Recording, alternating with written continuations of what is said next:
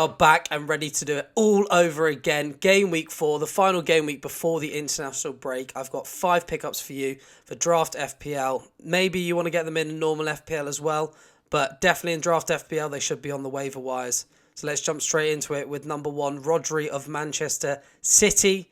He's got 13, 3 and 10 points in the last 3 game weeks, and he's got some absolutely phenomenal fixtures coming up. Fulham at home, West Ham away, and Forest at home coming up in the next 3.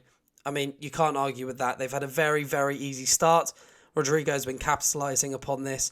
He seems a stalwart in that central midfield for Pep, which is unlike many of the other players that are in the City lineup. And he also seems this season to have taken over the goals from Gundogan, which I think a lot of people had Kovacic down as doing, but Rodri seems to actually be the one that's chipping in with these midfield goals now out of that duo. So get him in. Got some very good games coming up as well for him. The next person is Anthony Gordon of Newcastle United, playing on that left wing. Harvey Barnes was the competition at the start of the window, was brought in, and I thought maybe Barnes could be the one starting, as he has always been a favourite player of mine, but Gordon seems to have nailed down that left wing spot. He got the goal against Liverpool, and I think he's just starting. I think he's got a lot of good things to come. He showed a lot of potential. I thought his mindset was a big thing that wouldn't have been there, and from his time at Everton, I think he started Newcastle. But this season, Eddie Howe seems to have got in there and got him working hard for the team, and I expect more goals and more assists coming. So definitely look to get him in if he's available in your league. Number 3, Shkodran. So he's playing left wing, another left winger for Brentford. Wears the number 9 shirt though. Down as a midfielder in the game, so do not worry, he's not as forward. But he's been playing there, and while Ivan Toney is out absence, they are looking for goals all around the pitch, and he scored an absolute worldie on the weekend.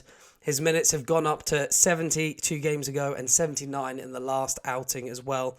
They've got Bournemouth at home, Newcastle away, a bit tough, but then Everton at home, so 2 very easy home games coming up. For Brentford, I expect him to start in all these games and also to maybe even clock up to the 90 minutes in total and get on the score sheet for goals or assists and return you points. The next player to get in is Foster.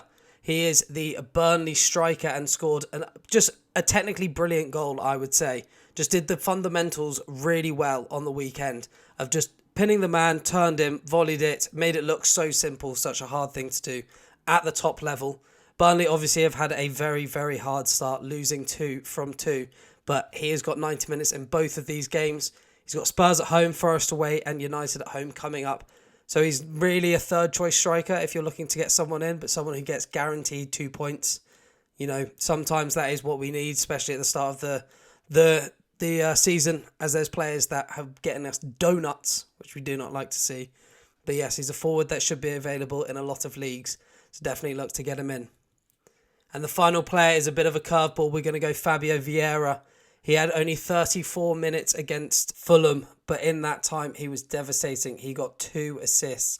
Kai Havertz should be very worried, and Kai Havertz owners should be very worried, like myself, about potentially him getting dropped even, because he has had a very poor start to life at Arsenal. But Fabio Vieira as a curveball should be available in pretty much all your leagues. So if you want a 5th choice midfielder and a bit of a punt, they've got United at home, Everton away, and Spurs at home. So some tricky fixtures coming up, but definitely someone that made an impact off the bench. So even if you don't see him starting, someone that could be very, very useful to have throughout the season with Arsenal having so many fixtures. Thanks for watching, guys. And of course, give it a like. Give me a comment on players that I may have missed out or players that you are going to pick up this week. And there will be a preview video talking about all the games out later this week to know who you should put in your starting lineup. So please give it a subscribe so you can keep up to date with the content. Thanks, guys.